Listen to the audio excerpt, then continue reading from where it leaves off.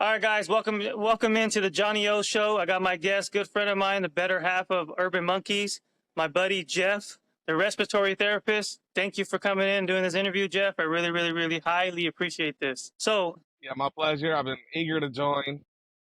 Well, I'm glad. I know you have a busy schedule. You know, you're out here saving lives and doing what you got to do, taking care of the family. So I really appreciate what you do for everybody, and also taking the time to join in with us. Let's get it started. Since you've been doing a respiratory therapist, how long have you been doing it? I'm about to actually go on 8 years, so pretty long time. Yeah. So I've seen yeah. some things. So since you've been doing it for 8 years, do you think has it been going pretty quick? The years been you doing the respiratory therapist, or has it been going slow? Because since you are dealing with situations in hospitals and patients and stuff like that. Yeah, you just you take it day by day with this career, and then eventually the years just pass by, and then you're on year 8. So very quick. Yeah. I didn't realize how long I've been doing it. Yeah. So since you've been a respiratory therapist, is there any good? Is there any pros and is there any cons for being a respiratory therapist for people younger generation to understand? Like, should they get in that profession to do? Would you advise them? What are the pros and cons that you like about being a respiratory therapist? The pros. It's a very rewarding and fulfilling career.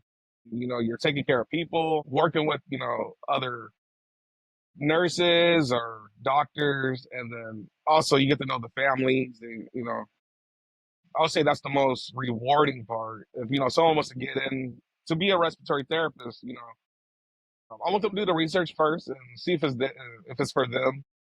If not, that's okay, but very rewarding.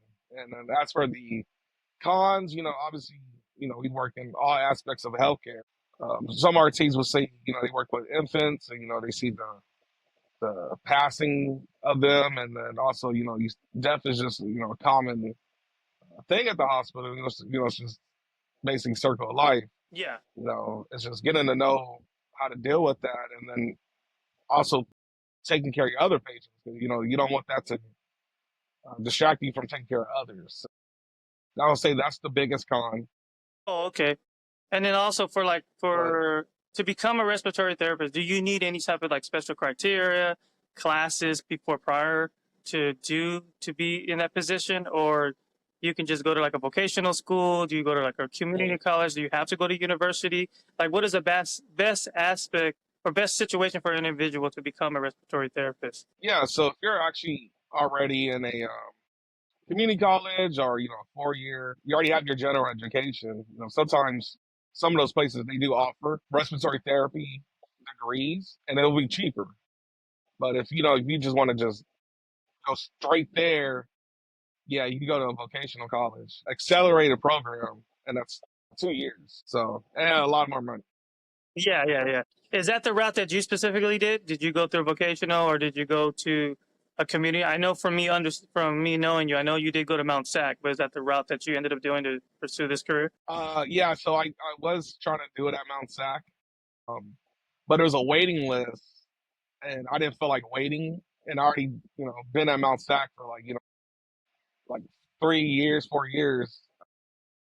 I was like, I can't wait. I just gotta do it. Yeah, and then vocational is pretty expensive. I know that. So I know you could complete it within what 6 months to a year in most vocational schools, depending what it is. Yeah, yeah, yeah. So my particularly was 20 months, and then you have to do like clinicals, get the hands-on experience. So for the clinicals, you have to get a certain amount like hands-on hours, right? Correctly? What is it? What is it like about 800 hours or something or more? It's not like a LVN or whatever it is. Almost, yeah. It's 720 hours actually. Okay. Remember Yeah, yeah. And how then many hours obviously you need. for that, you're doing it on your own time basis because you got to get the hours. So you're not getting paid for that. You're just getting the hours to get you actual fulfillment for a job. Yeah, So yeah. yeah, okay. So before you were a respiratory therapist, did you have anything else in mind that you wanted to do prior before picking this career path? Yeah, I was actually looking at radiology for a bit, but I found out it wasn't for me because I like to move around. I could never sit in one spot. They move around too, but RTs we're moving. So I was like, that seems more up my alleyway. So I started doing research. I'm like, yeah, I can see myself doing this. Especially with that, since you're moving around, your day goes a lot quicker, obviously, because you're dealing with different patients and within the hours and stuff like that, the shift. Because I know for radiology, you're usually sitting down waiting till a patient comes in, correct? Yeah, are you you going to them, or you're taking them to CT scans, So you do move, but um, I like the different variety that respiratory therapy. Okay, well that's good. Yeah. I'm glad that you do all that stuff, and it's a good thing. I did have a friend; he was looking into respiratory therapy, and I had told him about referring yourself to him so you could give him the information that he needed. But I guess he feels like kind of the same thing with you. He doesn't know if it's the type of career for him. I know he's looking into radiology, Okay. so he's always giving me some Yeah. information about that too. So, as a respiratory therapist, where do you see yourself from maybe from 5 years from now? I'm kind of contemplating. I've been thinking about going back getting my bachelor's degree. Right now is not the moment, but I'm really considering it. And I was also looking at teaching, the teaching aspect, but I'm still on the fence. Yeah, But I actually love teaching, respiratory therapy to students because, I've been getting assigned students. I've been voted preceptor of the year 2 years in a row, which is, a big accomplishment. I take pride in that. That means I'm like, I know what I'm doing. yeah, that's true. Because if you didn't know what you're doing, you wouldn't obviously be teaching these students, or they wouldn't be referring and saying, "Hey, can I go ahead and be with Jeff?" Yeah, yeah, yeah. They love coming with me. Yeah, and that's good because with you, since I've known you for well, we've known each other for a long time. I lost count, but for you, you have a great personality, so it's like you rarely even get mad, and then for you to be a teacher or instructor and instructing these students, it benefits you because you have a great personality. You're very calm. So I know it helps them out for you to instruct everything. As if it was someone else that came in this field and they didn't love their job or they were stressed, that'd probably be the worst person to even have an instructor. Because if that was my instructor, I'd probably be like, you know what, I don't even want to be here. You know what? I think respiratory therapist is not even the career Yeah, path that I want to do. If it ain't Jeff, I'm sorry. Like, cause you always got a yeah, smile on your face, and I've known you for so many years, so you don't ever get mad. thanks. So, and that's what's good about it. Yeah. You gotta smile in this what you do. Yeah, Too many sad, depressed faces. I like to be that spark. That gets everyone going, and my students they absorb that, and then they start adapting how they talk to people too, and smile and say good morning to yeah. everyone. And you So want that good energy. I'm like, You wow, want to okay, be able to read the good energy, the good vibe, and at the same time, you want to have people that enjoy, as you say, like they want to go to work and love what they do. They don't just see it as work. They see it, they see it as as something that they love to do to, help patients and be there and be with other fellow coworkers. yeah, no, you're right. But so like pretty much every day, it can be different. It could be like a very cool smooth day, or it could just be hectic, right at the start of the shift. So I work at a Kendrick hospital, and we are allowed to intubate people. Intubate meaning we put the tube down your throat and connect you to a breathing machine, a ventilator. So not every hospital allows RTs to do that. But I've been intubating for like maybe 3 years now. Wow. It's very scary because the airway can swell up. Panic mode could start to come in, but at the end of the day, you're like, man, I need to save this person's life. Doctor is not here You're the closest thing to a doctor. right now. It's on us. Yeah, they trust us. We earn their trust, and the other part of my job is actually getting these patients off of their ventilators, man, their breathing machines. Because once you go on it, it's very difficult, a long journey to come off those machines. So we really do help them come off, and to see the day where they just stay off, it kind of like brightens up my soul, because I'm working with them. I'm like, hey, we're gonna come off today, and they're like, huh? I'm like, yeah, you got this. I believe in you. Yeah, It's time to go home. I tell them that. I tell them all the time, like, it's time to go home. Hey, let's go home. Let's take you off this machine. yeah.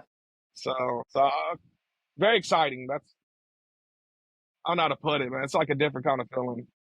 Well, yeah, if someone like me, regular person, I wouldn't know that type of feeling. But like how you said, it's a different type of feeling. You go and work each and every day. You don't know what to expect, and it's good that you're explaining that because some people might not know what to expect, or they might not be able to be what is it? They might not be that type of person to be under that type of pressure. You know what I mean? I know some people might have to have that type of mentality, like, hey, I got to go in there, block everything off, and do what I need to do for this patient, and whatever BS I got going on outside of work. Yeah. I can't let that affect what I need to do for my job. And that's good that you explained that because the thing is like, I Yeah. wouldn't know anything about that. And I'm glad you brought it up because, like I said, you work in a hospital. So it's like you're dealing with different things each and every day, personalities, patients, people dying, and then, anything can happen. You don't know what you're going to expect. Once you clock in, you know, the green light is on. You don't know what's going to go on. You may have a good Yeah. day, you might have a bad day. Someone might die, God forbid, but or you might be able to save someone's life. Yeah. But it's like I said, it's a hectic job, and I'm thankful that I know you that you do that, and you're doing whatever you're Yeah. doing. And I know when we're together, if something was to happen to somebody, I know we could turn around and we got Jeff to go over there and go help this person in need because you're obviously qualified and trained. Yeah. So Yeah. You know what? That's kind of funny you brought that up because even when I'm like in public, man, I'm like looking at people's breathing. I'm like, you don't sound right. yeah, I might have to jump in there, but right. yeah, it completely changes you, you know, for the better. You know, a lot of mental battles you have to go through. Sometimes you just gotta like, you get off work, you gotta like, I don't know how to explain it. You gotta just sit down and just decompress. Yeah, Decompress for like 20 minutes. Like, oh my gosh, and then try to assimilate back into your family life. That's a hard battle to do sometimes. Trying to smile when you come off work. Just trying to like, be the father, the husband. Because you need to decompress, man. It's just some yeah. days I'm just like, oh my gosh. Well, yeah, and then too, like on average, how many hours are you working Yeah. a day, and how many days are you working? So I work 12 hours a day. It's supposed to be, 3 days a week, but living in California, you got to pick up some overtime. Yeah. Uh, those, so say if I just did 3 days, those are long. Those days add up. Those hours, you feel like you work like 7. Wow. So yeah.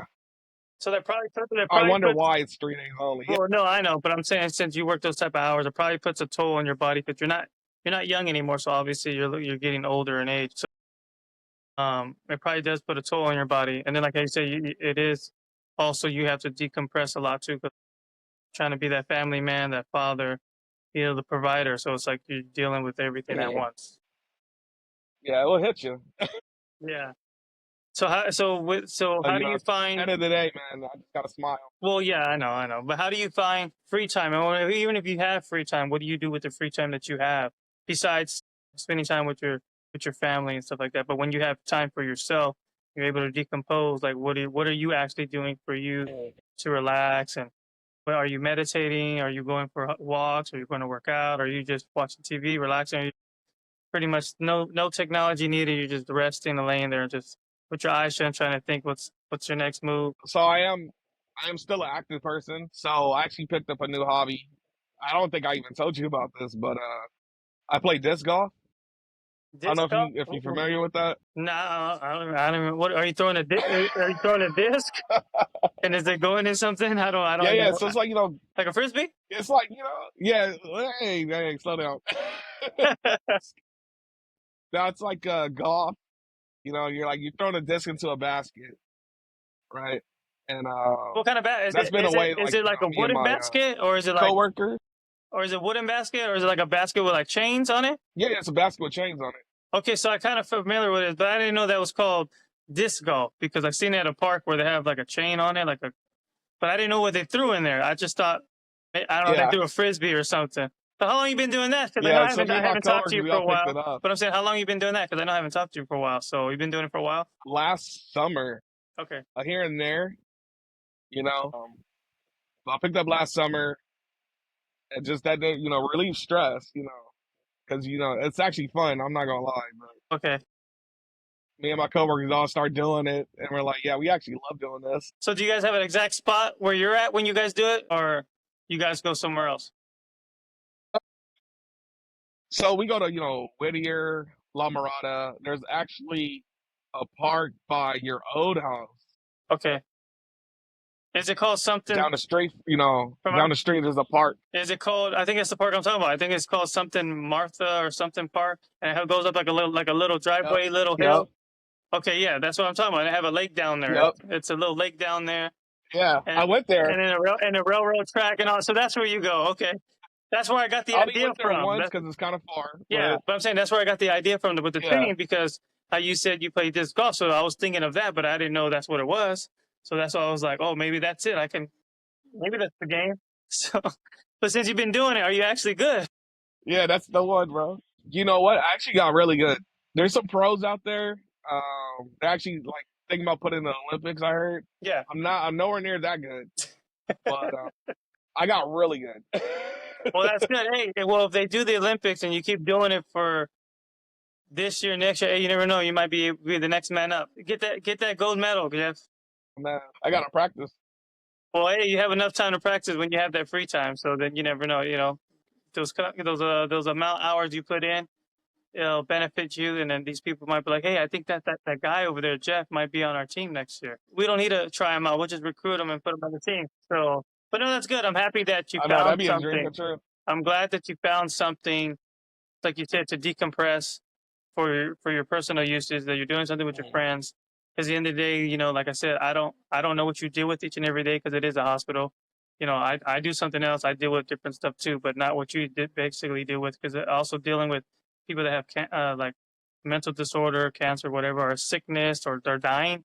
That's it's more strenuous on the body and the mind than anything else than what I'm doing each and every day. So I commend you for what you do. And I know you've been doing it for a lot. You help a lot of people. And I really appreciate it. I'm proud that you're still doing it. I'm glad that you love what you do. I'm glad that you're a great people person, always got a smile on your face. You're able to help everybody. And, if someone needs to gather information, or if I need information to find something about what you actually do, I know I can call you and say, hey, I may not know the answer for a respiratory therapist, but let me go ahead and call my buddy, my other half of Urban Monkeys, and he could be glad to explain to you whatever you need to know, because I don't know anything. Yeah, I'll be happy to help. Yeah. So, and like I said, I'm glad that you do what you do. So, but other than that, like I'm glad that we were able to do the interview. I appreciate what you do. I know you don't really do social media that much, and if you do, go ahead. If anybody wants to follow you, just shout out what kind of social media you have. I know you have an Instagram, but go ahead and say what your Instagram is. Yeah, it's gonna be JBuff17. So you can follow me on there. I'll be more than likely, able to add you. Communicate. Yeah, we could talk about respiratory. I got you guys. Yeah. Okay. And then I know you have Facebook and all that other stuff, and I know you have TikTok, but I know you don't really put anything on TikTok. And I know some people go on TikTok, but everybody goes on TikTok for other reasons. That's for the younger. Yeah. No. I know, younger generation. I think we're too old for that. Yeah. We're in the middle. Yeah, we're right in the middle. So, but other than that, Jeff, I Yeah. appreciate you doing the interview, guys. I'm glad that Jeff, the respiratory therapist, the other half of Urban Monkeys, was able to do this interview with us. Other than that, guys, thank you for joining the JonnyO show and my special guest, Jeff. See you guys next time.